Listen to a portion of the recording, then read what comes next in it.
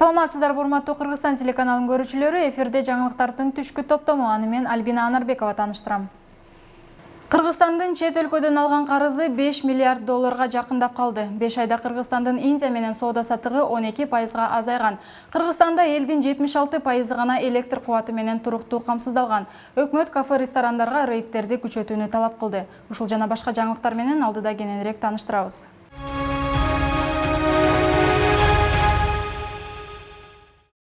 Өлкөдө коронавирус жуктурган адамдардын саны 44.403-кө жетти. Анын ичинен 39.960 бейтап оорууну жеңип чыкты. Кыргызстанда өткөн суткадан коронавирустан 134 бейтап айыгып чыкты. Бирок ошол эле убакытта дагы 55 киши илдет жуктуруп алганы катталды. Бул тууралуу республикалык штабтан билдиришти.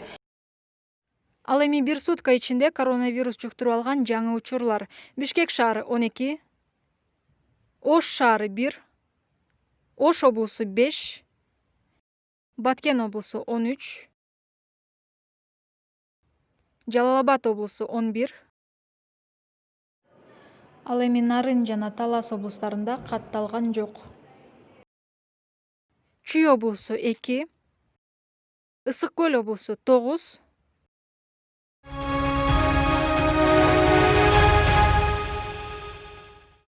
Чет өлкөдөн алынган каражат мамлекеттик насыянын 86,4%-ын түссө, ички карыздын суммасы 13,6%-ын ээлейт. Кыргызстандын мамлекеттик карызынын көлөмү 4 миллиард 824 миллион долларга жетти. Муну улуттук валюта менен эсептегенде 270 миллиард 268 миллион сомду түзөт. Бул тууралуу Финансы министрлиги билдирди.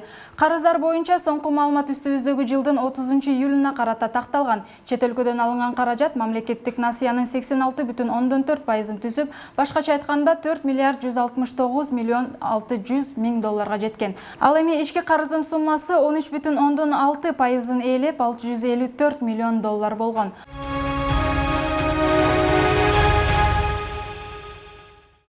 Кыргызстанда элдин 76% гана электр кубаты менен туруктуу камсыздалган. Статкомдун билдиргенине караганда, өлкөнүн бардык айылдарында электр энергиясы кошулганы менен баарына толук жеткен эмес. Азыркы тапта Кыргызстан калкынын 76% гана электр энергиясы менен толук камсыздалган. Бул тууралуу Улуттук статистика комитети билдирди. Маалыматта Кыргызстандын бардык айылдарына электр энергиясы кошулганы менен калктын 76%-на гана жарык толук кандуу жеткиликтүү болгону белгиленет. Ошондой эле кыргызстандыктардын 5тен 1 бөлүгү жылуулук камсыздоо жана тамак аш жасоо максатында электр энергиясын колдонору жазылган.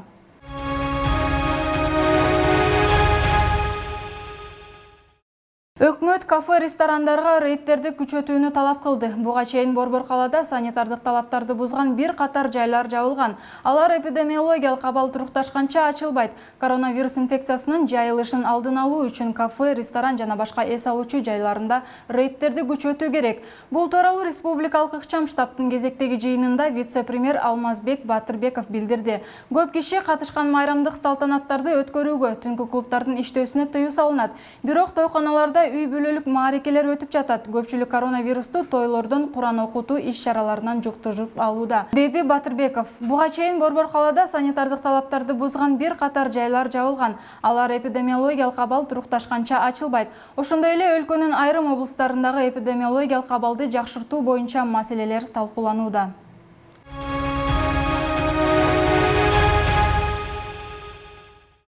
Бишкектин чок ортосунда 24 жаштагы жигит өзүнө өзү кол салып көз жумду. Милиционерлер окуя болгон жерде маркумдун сөөгүн карап, текшерип чыгып, зомбулуктун белгилерин тапкан эмес. Бишкектин чок ортосунда 24 жаштагы жигит өзүнө өзү кол салып, өмүрүн кыйгандыгы 1-май райондук ички иштер башкармалыгынын маалымат кызматы кабарлашты. Милиционерлер окуя болгон жерде маркумдун сөөгүн карап, текшерип чыгып, ким экендигин аныкташкан.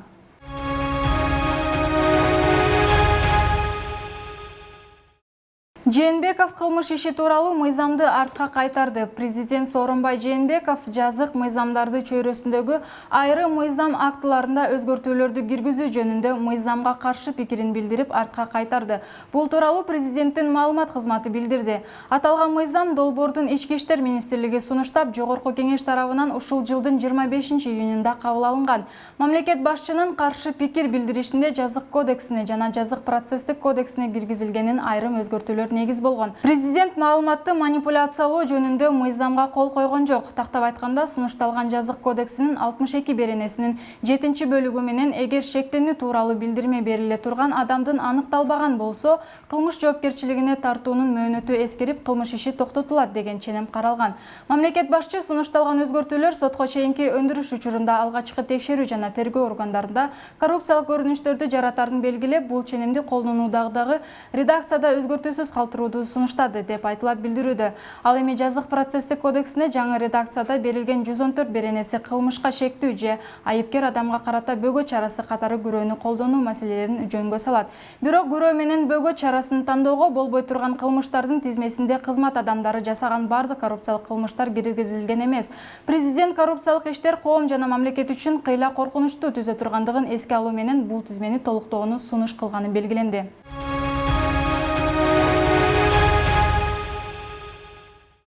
Минскдеги нааразычылык акциясында 200-гө жакын адам кармалды. 6 сентябрда президент Александр Лукашенкоға каршы биримдик маршына чыгып кармалган 200 чамалуу адамдын тизмесин Весна укук коргоо борбору сайтына жайгаштырылды.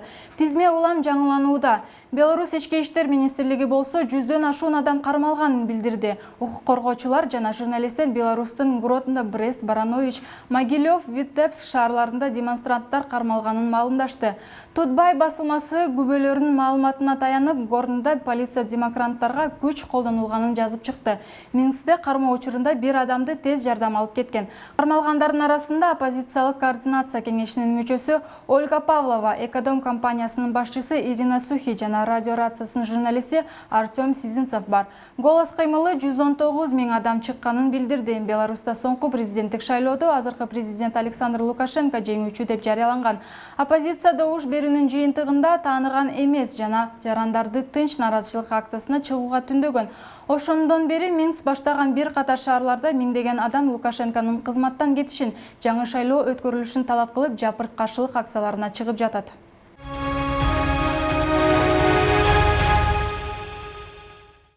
Орусияда окуган студенттер президентке кайрылышты. Орусиядагы орто жана жогорку окуу жайларда окуган студенттер президенттик аппараттын башчысы Досалы Эсеналиевке кайрылуу жолдошту. Алар Орусияда онлайн окууга уруксат берилбегенин, 1 сентябрдан тартып ал жактагы окуу жайларда кадимкидей сабактар башталганын белгилешкен. Кайрылуу ээлери президенттен жана президенттик аппарат башчысынан Орусияга барууга көмөктөшүүнү өтүнүшүүдө. Студенттер Орусияга киргенден кийин 2 жума карантинде калууга, коронавируска карата ПЦР тесттеринен өтүүгө даяр экендигин билдирип, бул маселени жакын аралыкта чечип берүүнү мамлекет башчыдан жана аппарат жетекчилигинен суранышкан. Кайрылууга 500гө жакын студент жана ата-энелери кол коюшкан. Коронавирус пандемиясына байланыштуу Орусия 18 марттан тартып чет өлкөлүк жарандар үчүн чек арасын жапкан. Орусиядагы окуу жайларда окуган студенттер каникул учурунда мекенине чартердик каттамдар менен учуп келишкен.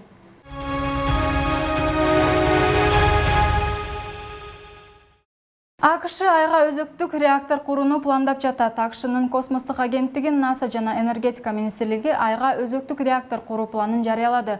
Бул багыттагы долбоорлорго сынак сентябрдын аягында же октябрдын башында жарыяланат. Айдагы реакторду кура турган компания 2021 жылдын башында тандалып алынат. Жеңүүчү долбоордун авторлоруна 2027 жылга чейин айга өзөктүк реактор куруу милдети жүктөлөт. Бул реактор айдагы адамдар жашаган модулдардагы жана шаймандарды айрыкча күндүн панелдерин колдонуу мүмкүн болбогондуктарын 2 жумалык түндө кубаттандырылышы керек. Мындай модель андан кийин Марста өнүктүрүүдө колдонулат. Баштапкы этапта айдагы атомдук реактор 10 киловольт энергия өндүрөт.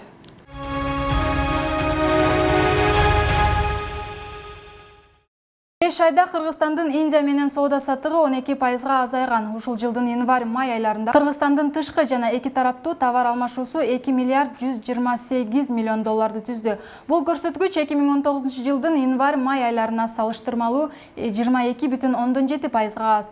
Бул тууралуу Улуттук статистика комитетинин маалыматында айтылат. Кыргызстан менен Индиянын ортосундагы товар алмашуу январь-май айларында 15 миллион долларды түздү. Бул өткөн жылдын январь-май айларындагы көрсөткүчкө салыштырмалуу 12% аз. 5 айда Индияга болгон экспорттун көлөмү 4 миллион доллар, импорттугу 11 миллион доллар болду.